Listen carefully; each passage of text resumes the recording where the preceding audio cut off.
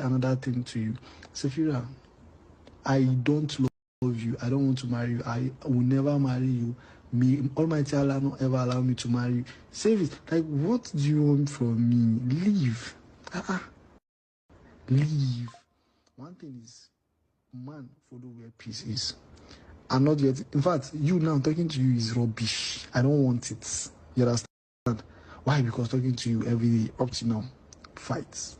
You haven't get peace from you. You haven't like talked to you and have normal conversation with you. No. Plus, I no marry you and I no go ever marry you. You understand? Because I know men know what they want, just like the way you said, and we are cautious and we are like we know exactly what we want, right? You understand? Look, I would have fallen for this trap, and at the end of the day, what like God have already said, I would have divorced you. It would have happened. And at the end of the day, I don't want to be a person that have a broken family, right? I'm happy that this thing happened. That's why it's good for you to have like people that pray for you, you know, people that like you grab that kind of stuff. So stop disturbing me.